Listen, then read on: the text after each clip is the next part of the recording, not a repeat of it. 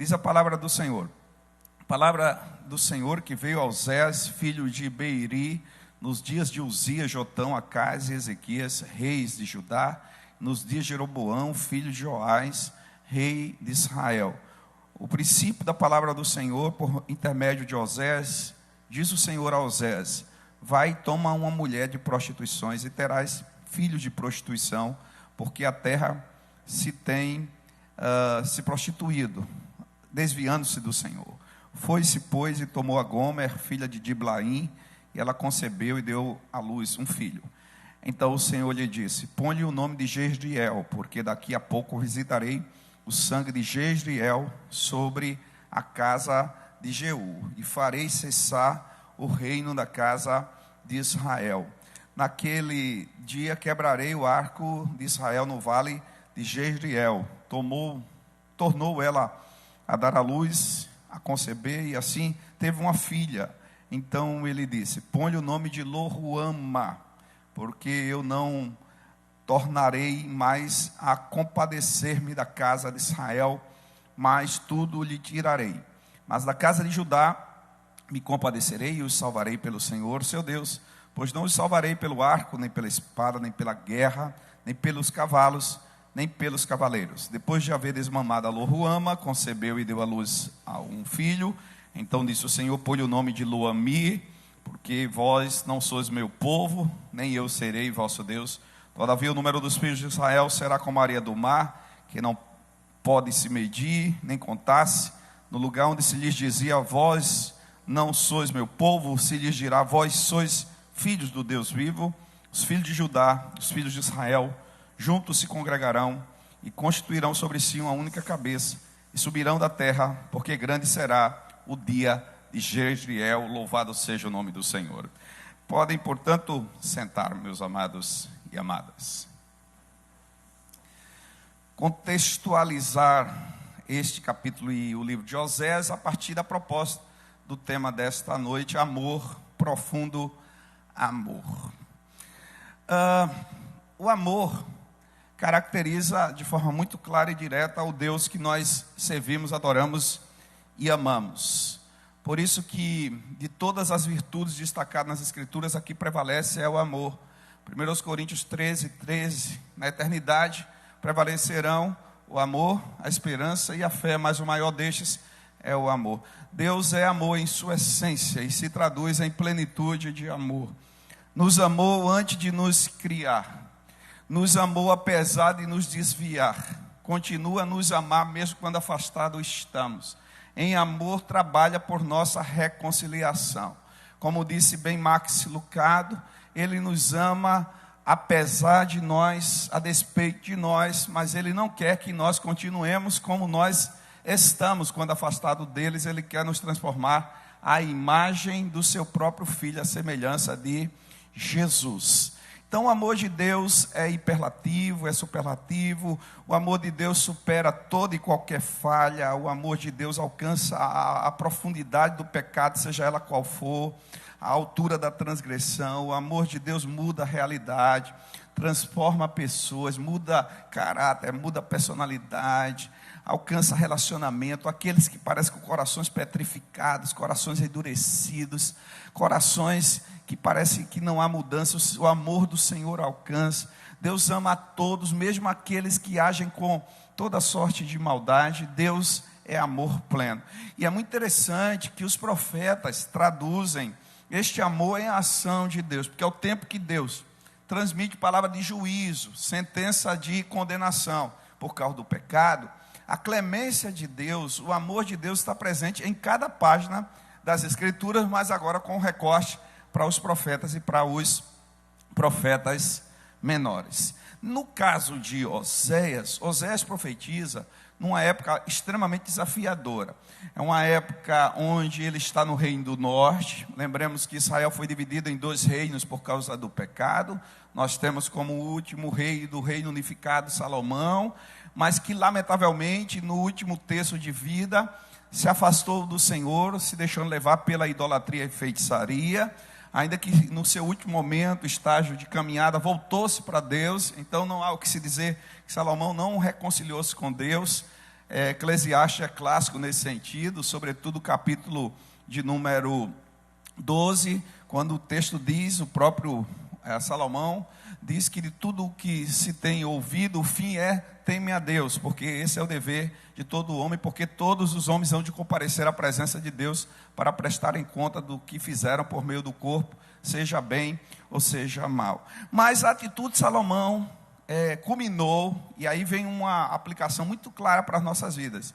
Não esqueçamos, sempre tenhamos isso em mente, que nossas atitudes, seja para o bem ou para o mal, trarão consequência, como sementes que trarão frutos, se forem bons, se forem plantados dentro dos princípios e valores do reino, de justiça, de retidão, de adoração a Deus, de fidelidade. Isso tanto nos alcança como repercute na vida dos nossos filhos, netos, bisnetos, das novas gerações. No caso, os dois filhos de Salomão, Roboão e Jeroboão, brigaram entre si, seguiram também a idolatria e a feitiçaria. O reino, que era um único só, o povo de Deus, foi dividido em dois reinos. O reino do sul com 2 tribos, Judá e Benjamim. As outras 10 tribos foram para o reino do norte. Roboão reinou sobre o reino do sul, Jeroboão sobre o reino do norte. E aí vem sucessivamente os próximos reis. E esses dois reinos, afastando-se cada vez mais do Senhor, raramente tinha um rei que andava com Deus, que honrava a Deus. E no caso, nós temos aqui a descrição, que a palavra do Senhor veio a Osés, filho de Beri, nos dias de Uzias, Jotão, Acais e Ezequias. Então ele perpassou por aquilo que seriam 4 reis, esses de Judá, Ezequias, um rei consagrado e fiel a Deus. E no caso do reino do norte, para que ele profetizou, era Jeroboão, chamado Jeroboão II, não aquele Jeroboão I. Então, primeira lição que quero trazer ao coração dos irmãos, do amor, profundo amor, é o amor que nos chama, é o amor que nos desperta, é o amor que nos alcança, apesar da situação que nos encontramos. Deus levanta um profeta em meio ao caos. Embora o reino do norte, que tinha como capital Samaria, estivesse financeiramente e economicamente abastado, era um reino que estava totalmente em caos moral e espiritual, afastado de Deus, envolvido com a idolatria, adorando Baal, se desviando dos propósitos do Senhor, prestando culto a Baal, e isso entristecia profundamente, grandemente, o coração de Deus. Para piorar, haviam feito alianças com a Síria e com o Egito, como se com essas alianças, aspas, estratégicas com nações fortes, fossem garantir estabilidade e pacificação.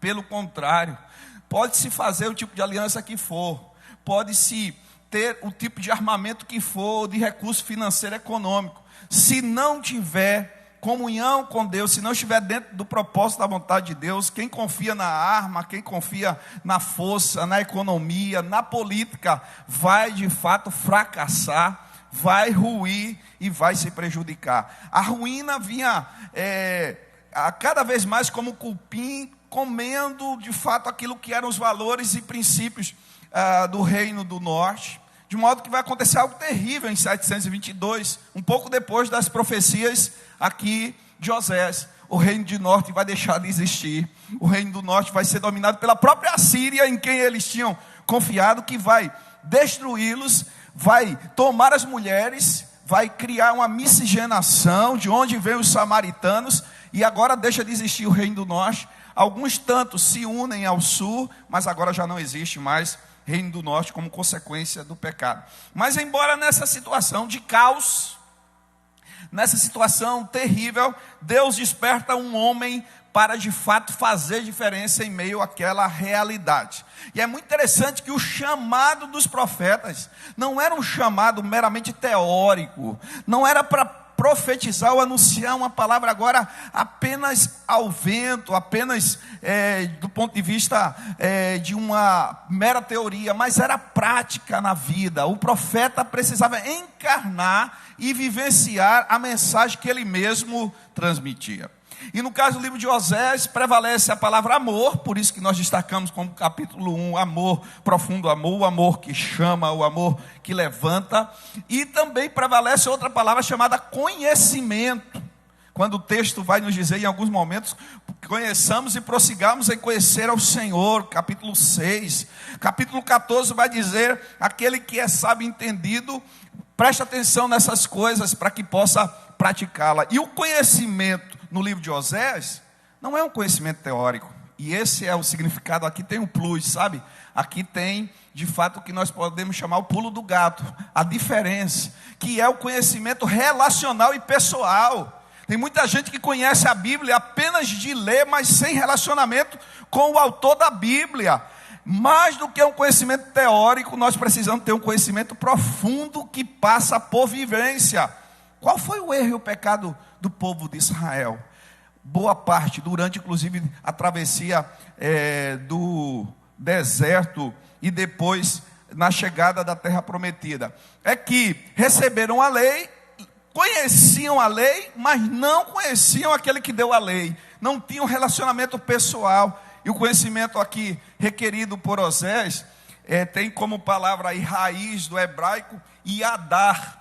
Yadar significa conhecimento profundo, pessoal, relacional, íntimo, vivência com Deus. Sabe o que é aquilo que está no resumo dos 2 mandamentos, que são tidos como os maiores dos mandamentos? Amarás o Senhor teu Deus de todo o teu coração, de toda a tua alma, com todas as tuas forças, com todo o teu entendimento, com a plenitude do teu ser, com a totalidade. E como consequência disso, amarás ao teu próximo como a ti mesmo. Então esse conhecimento profundo Yadar é a proposição. Ele mostra ao longo dos capítulos alguns episódios que mostram como o povo tem uma tendência a se afastar de Deus. Vide o exemplo de Jacó, por muito tempo sido como enganador, como usurpador, até que foi tratado, restaurado pelo Senhor. Vide o exemplo do próprio povo durante a caminhada no deserto e depois na terra prometida. E vide o exemplo do primeiro rei de Israel, Saul, que igualmente se afastou do Senhor. E aqui, queridos, Oséias, ele é chamado por Deus, conforme o verso de número 2, recebe os oráculos do Senhor, recebe a palavra de Deus, e Deus dá para ele uma ordem muito forte: vai, toma uma mulher de prostituições e terás filhos de prostituição, porque a terra se prostituiu, desviando-se do Senhor. Muito pesada essa palavra. Por quê? Todos nós que um dia desejamos casar, temos todo um planejamento para casar. E a pessoa com quem casamos, o jovem, a jovem, a gente procura orar a Deus, nós que somos servos de Deus, sempre buscando alguém que teme a Deus, que seja uma pessoa de referência, de princípio, de propósito, de plano. E Oséias, como um jovem chamado pelo Senhor, e aqui quero dizer uma coisa importante na minha percepção. Embora o livro de Oséias tenha características altamente poéticas, porque os seus 14 capítulos são de composições poéticas, mas além dele existir literalmente, verdadeiramente, legitimamente, a Gomer não é apenas uma figura, é uma pessoa que igualmente existiu e que era uma prostituta, que praticava prostituição cultual a Baal e que vendia o seu corpo como de fato forma de receber recurso e dinheiro. E agora Deus diz, parece até uma loucura essa palavra de Deus, mas aqui o que Deus diz para Oséias é para retratar a realidade do povo de Deus em relação ao próprio Deus. Deus retirou esse povo com mão forte e poderosa, depois de 430 anos de escravidão do Egito. Deus conduz esse povo durante 40 anos de forma gloriosa, embora o povo em boa medida se afastando dele. Deus promete e cumpre a terra prometida, ele concede. E apesar de tudo isso, esse povo lamentavelmente continua se afastando de Deus. Aqui a figura de Oséias retrata e reflete o próprio Deus. E Gomer é a figura do povo de Deus, praticando prostituição, idolatria, afastamento. O que depois também, em alguma medida, vai se aplicar a Cristo. Quando a gente, em alguns momentos, tem estudado até lá aquelas igrejas da Ásia Menor, do Apocalipse, quando a igreja se afasta dos propósitos do Senhor, quando a igreja se envolve com aquilo que não é da vontade de Deus, quando se deixa levar pelos ídolos modernos aí da atualidade, por aquilo que nos distancia de Deus, verdadeiramente estamos praticando idolatria, estamos praticando prostituição e aquilo que desonra o nome do Senhor. E no nosso caso aqui, Osés foi chamado para casar com Gomer, para tirar Gomer da condição de prostituição e agora erguê-la para ser uma mulher de bem, uma mulher de direito, uma mulher honrada. Meus irmãos, servir a Deus é maravilhoso, é glorioso, mas requer um preço que não pode ser esquecido. Requer renúncia, requer abnegação. Servir a Deus é a melhor coisa da vida, mas não vai ser simples diante da realidade deste mundo, diante deste século pecaminoso. Requer que nós tenhamos propósito claro de vida. Osés precisava obedecer a Deus para que sua mensagem pudesse ter de fato legitimidade. Irmãos, nós que nos chamamos de cristãos, precisamos viver a vida cristã com realidade, senão não passaremos de meros teóricos e poderemos, eventualmente, que não seja o caso de nenhum de nós, envergonhar o nome de Deus. Como é que nós envergonhamos o nome de Deus e do seu povo? Quando nós somos hipócritas, quando nós dizemos algo e praticamos diferente, quando nós cantamos e adoramos e mentimos porventura com os nossos lábios, não vivendo aquilo que a gente diz crer, quando nós não glorificamos ao Senhor e não somos luz do mundo e sal da terra, aonde o Senhor nos tem colocado, quando nós não refletimos o bom cheiro do Senhor e não somos as cartas abertas para serem lidas para a glória do Senhor, quando nós somos rocha de tropeço e pedra de escândalo, ou rocha de tropeço, ou seja, nós precisamos ter coerência com aquilo que nós anunciamos e precisamos, ainda que venhamos a sofrer, venhamos a renunciar o nosso eu, o nosso desejo, andar em retidão e fidelidade para com Deus. Osés precisou abrir mão talvez de sonhos, de desejo, quanto a uma outra pessoa, uma outra possibilidade para casar-se com Gomer, por esse chamado. Esse Deus continua chamando nos dias de hoje. Um dia Ele nos chamou de forma maravilhosa e gloriosa.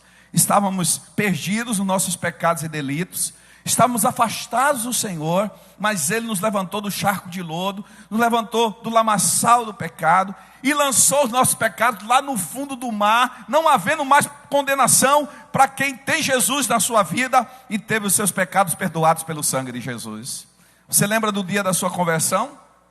Lembra do dia da sua regeneração? Lembra como foi marcante para a sua vida? A alegria que inundou sua alma, a felicidade que inundou seu coração. Você foi chamado pelo Senhor, Deus te chamou pelo próprio nome. Ele já tinha propósito para você antes do seu pai se casar com sua mãe. Ou se você vem de uma família que não teve pai e mãe casados, diante dos desafios que cada um tem, Ele já te conhecia antes de você nascer. E Ele tinha planos e propósitos para a sua vida. E Ele te tem chamado com amor para você viver com fidelidade e honrar o nome dEle. Eu quero dizer que você, que eu, somos Osés dos dias atuais. Precisamos ser profetas e oráculos do Senhor. Diante de um mundo afastado de Deus, diante de um mundo cheio de idolatria, cheio de feitiçaria, um mundo que se distancia do Senhor, mas nós como igreja do Senhor, somos a esperança para esse mundo, somos essa referência que precisamos fazer toda a diferença. Além de um amor, profundo amor, que nos chama, é também um amor que confronta. E veja agora um pouco da descrição da família de Osés. O sonho da maioria dos casais além de construir uma caminhada de vida dentro de planejamento, de sonhos, de propósito, é ter filhos. E tem casais que quando casam, já têm os nomes dos seus filhos antecipadamente definidos.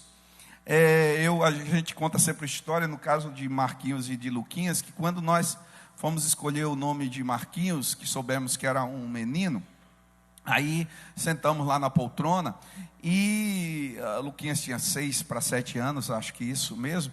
E aí ficamos pensando em nomes, aí decidimos por Marcos, pensou outros nomes, Marcos seria o nome. Aí Lucas começou a chorar, e a gente não entendeu. Aí ele disse, é porque agora Painho só vai pregar no livro de Marcos, não vai pregar mais em Lucas. Aí nós dissemos, Lucas tem 24 capítulos, Marcos tem 16, então você já parte na frente com mais 8 capítulos, fica tranquilo.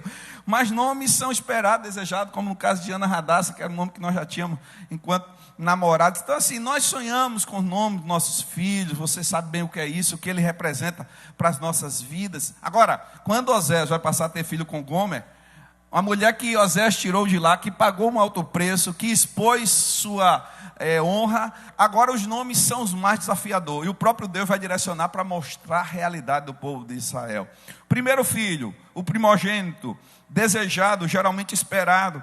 Eis que o texto diz no verso 4, põe o nome de Jeziel, porque daqui a pouco visitarei o sangue de Jeziel sobre a casa de Jeú e farei cessar o reino da casa de Israel. O que significa Jeziel?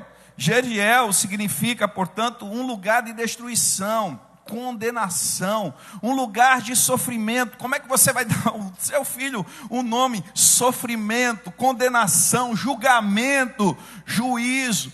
O que é que aconteceu em episódios em relação a Jeziel? Jeziel é aquele local, inclusive, onde Jezabel, quando morreu de forma terrível, caindo lá de uma janela e morrendo ali na queda, um cão veio e de fato arrancou a cabeça de Jezabel. Significa que Jeziel seria um lugar terrível. E como é que você dá o nome ao seu filho desta forma? É porque era a condição do povo de Israel.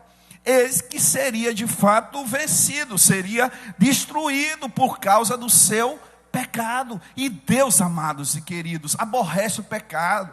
Este amor, profundo amor, não é um amor que vai passar a mão na cabeça do pecado e de fato alimentar pecado. Pecado custa de fato a nossa o hiato, a quebra da relação com Deus. O pecado custou a própria vida de Deus em Cristo Jesus, no seu Filho.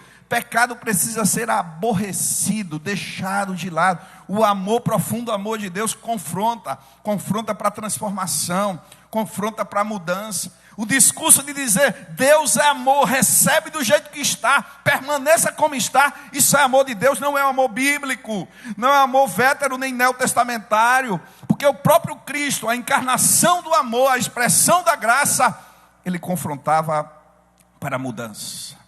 Vai e não peques mais. A vida precisa ser redirecionada, a conduta precisa ser redirecionada. Esteja como estiver, se encontre como estiver, seja qual for o tipo de pecado, o Senhor acolhe, abraça, ama, mas muda, mas transforma. E agora essa realidade em torno do nome Jeziel precisava ser confrontada para ser transformada, como nós vamos ver daqui a pouco. Aí passa um tempo e agora nasce uma filha. E quem tem filho sabe a diferença, os detalhes, os aspectos mais próprios de uma menina, os mimos e outros aspectos. Agora nasce a menina e você quer dar o melhor nome à menina. E qual é o nome que é dado à menina? Segundo o verso de número 6, o nome foi dado Lo-Ruama. E o que é que significa Lo-Ruama? O prefixo Lo seria um prefixo de negação. Não. Ruama seria misericórdia, compaixão, graça. Então não amada, ou seja, não misericórdia, resumindo, miserável, desgraçada, sem graça. Como é que você dá um nome a uma filha desse jeito, se não fosse a realidade do povo? Porque o verso 6 vai dizer, porque eu não tornarei mais a compadecer da casa de Israel, mas tu lhe tirarei. E olha aqui a profecia profunda, irmãos. Não tinha ainda acontecido a queda do reino do norte, mas aqui já estava profetizado. Porque o verso 7 vai dizer, da casa de Judá me compadecerei. O salvarei pelo Senhor seu Deus. Não o salvarei pelo arco, ou seja, pela força dos impérios, dos reinos, dos assírios, no caso dos outros países, como dos egípcios. Nem pela espada, nem pela guerra, nem pelos cavalos, nem pelos cavaleiros. Ai daquele que pensa que pode ter vitória, ter triunfo, avançar na vida por sua própria força. Não pode não. vai se frustrar, se não for debaixo da força, do poder, da graça e da direção do Senhor, vai se arrebentar. Eis que o reino do norte tem a profecia dada aqui, entre outros textos, de clareza do que aconteceria com ele se se afastasse do Senhor. O reino do sul também se afastou, padeceu, pagou com um cativeiro de 70 anos, foram milhares que morreram, milhões, mas o Senhor os restaura e unifica agora com o reino do norte ou do sul, de todos aqueles que se voltam para o Senhor. Mas o termo chamado não amada, sem misericórdia, era uma realidade, porque o povo tinha se afastado do Senhor. E agora, o verso de número 8 diz que depois de ter desmamado a Lo-Ruama, agora a Gomer concebe e dá à luz agora um filho. E é colocado o nome no filho de Lo-Ami. O que significa Lo-Ami? Não é meu filho. Qual é a compreensão da maioria dos comentaristas? É que Gomer volta para a vida de prostituição, como nós vamos ver no capítulo 2, e o terceiro filho de Osés não é do próprio Osés.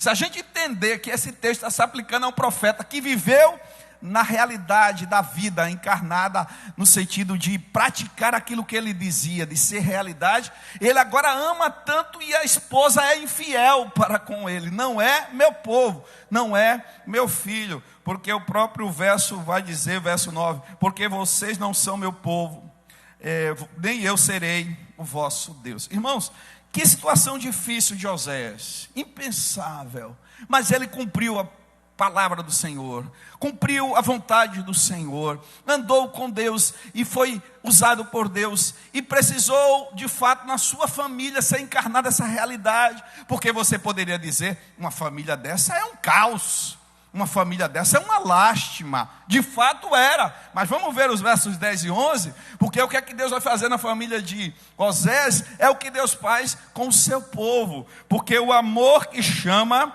é o amor que confronta para transformar, mas é o amor que restaura, é o amor que recupera. Você um dia foi confrontado pelo Senhor, e feliz daquele que é confrontado pelo Senhor. O Senhor, por nos amar, Ele nos disciplina. A disciplina é para a nossa restauração.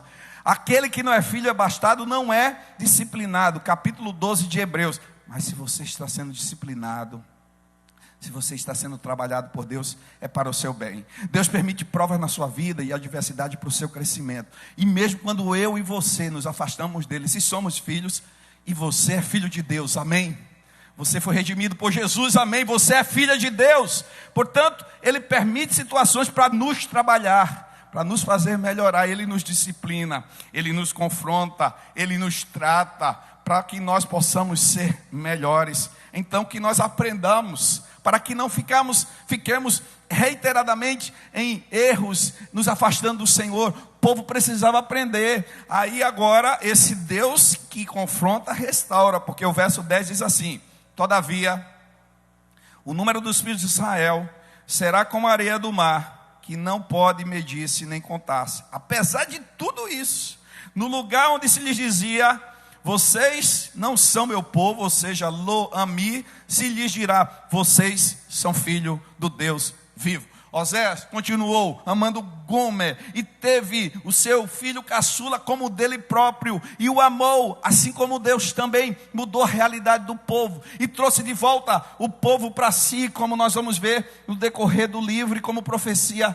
futura. Este é um amor que grita, mesmo quando diante do pecado e da consequência, e que diz assim: eu te amo e quero te restaurar. Eu te amo e quero te levantar. Eu te amo e quero te colocar no lugar que eu planejei para que você estivesse, para que você esteja. O verso 11 diz: os filhos de Judá e os filhos de Israel, olha, os dois reinos, se juntarão e se congregarão, e constituirão sobre si uma única cabeça, e subirão da terra, porque grande será o dia de Jezreel. O dia de Jezreel, que seria o dia de castigo e condenação, seria agora um dia grandioso de renovação e restauração. A Lo-Ruama, que seria a desgraçada, aonde não havia misericórdia, agora é restaurada, é restabelecida. A família de Osés é tratada e restaurada pela graça, pelo poder de Deus, como um retrato do que Deus faz com o seu povo. Quero dizer para você, Deus continua restaurando as áreas de sua vida que precisam de restauração. Deus restaura a sua família. Eu não sei o momento da sua família, digo tanto o lar como o núcleo imediato, como a parentela. Deus tem planos para a sua casa e para a sua família. E seja como for, onde estiver, de que modo se encontrar alguém da sua família afastado de Deus, situações onde se abriu fendas e brechas, talvez até portas para o maligno, o Senhor quer mudar essa realidade, fechar essas brechas, fechar essas fendas, restaurar, recuperar, curar feridas, libertar e transformar. Este é o Deus que restaura, seja qual for a situação. Que Ele esteja a levantar você ainda mais, levantar os propósitos para a sua vida, os sonhos, levantar a sua casa, a sua família, levantar situações difíceis neste mundo que a gente vive, neste Brasil tão desafiador. E que eu volto a dizer aos amados, oremos por autoridades constituídas, mas a esperança não está em homens, não está na referência política, não está em economia, a referência e a segurança está no Senhor. Israel lamentavelmente quis confiar na força humana, no braço humano, nas nações, e acabou indo para o caminho de grandiosíssimo sofrimento. Que nós continuemos confiando no Senhor, este amor que nos chama, este amor que nos confronta, este amor que nos restaura. É o amor presente no dia de hoje. Sinta-se amado pelo Senhor, sinta-se desejado pelo Senhor, valorizado pelo Senhor. Deus nunca vai abrir mão dos propósitos dele para a sua vida. Ele quer continuar operando na sua história. Não sei o que passa no coração, se alguns têm baixo autoestima, mire a sua vida em Cristo, mire sua vida na cruz. O seu valor não está no que se diz, não está em rede social, seu valor não está naquilo que se propaga ou numa história que se estabeleceu, numa narrativa. Seu valor está no que Cristo fez por você. Cristo lhe ama demais, Ele se entregou por você, Ele se doou por você, por todos, mas individualmente também por você. Que você sinta-se amado pelo Senhor, trabalhado e restaurado, e seja também promotor deste amor, para que outros sejam chamados, outros sejam confrontados e outros sejam restaurados. Que assim essa mensagem de Osés, que inicia hoje, repercuta no seu coração, na sua vida, e nos enfrentamentos, nas lutas, nos dramas, nas batalhas, você se sinta fortalecido neste amor, no nome de Jesus, amém. Vamos ficar de pé neste momento e vamos orar ao nosso Deus, colocando nossas vidas. Depois nós cantaremos o amor de Deus e seguiremos com a bênção, a declaração de fé, com a bênção arônica e com a declaração de fé. Senhor, nós te agradecemos por tão grande amor, tão maravilhoso amor, tão profundo amor com o qual o Senhor nos amou.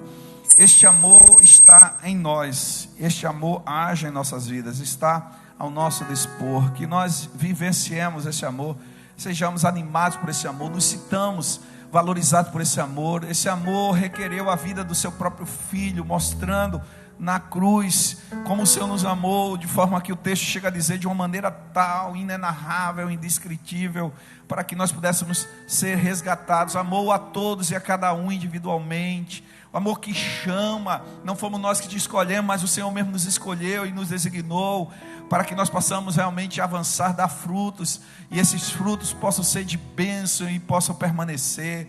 Este amor que nos confronta e nos trata e nos trabalha e nos aprimora e nos melhora, e este amor que restaura. Então eu quero neste momento, Senhor, colocar, seja qual for a situação, de alguém aqui da sua casa, ou de um amigo conhecido, de situações de colegas, da vivência de vizinhança, de trabalho, onde for, que talvez sejam difíceis, talvez estejam vivendo escravidão da parte de Satanás, cegueira, práticas erradas de idolatria, de condutas inapropriadas, seja tendo dinheiro como Deus, ou outras situações, que o Senhor possa trabalhar, confrontar, restaurar, mudar essa realidade. Os que se sentem para baixo, desanimados, sintam-se tocados por esse amor, alcançados por esse amor. Obrigado pelo que o Senhor fez na vida de Osés, pelo chamado, pela instrumentalidade, pela confrontação, pela restauração da sua família. Restaura famílias que precisam de restauração, Senhor. Restaura casamentos que precisam de restauração. Trabalha no coração dos cônjuges, quebranta, que toda brecha dada para a carne, para o mundo, para Satanás, sejam fechadas, que o inimigo seja afastado dos lares, dos casais, e que Jesus possa operar com recuperação e restauração. Também nas famílias, consagro a IBG, consagro o teu povo aonde se encontrar neste momento, além daqui neste instante, e também consagro familiares, amigos, enfim, entrego a ti, e que essas lições do livro de Osés, que nós continuaremos a estudar, e dos profetas menores, possam nos impactar, nos confrontar e trabalhar para estarmos cada vez mais melhorando, vivendo para a tua glória e andando segundo a tua vontade. No nome de Jesus oramos, com gratidão fazemos, na certeza da tua resposta, para vivermos este teu amor hoje e sempre. Amém.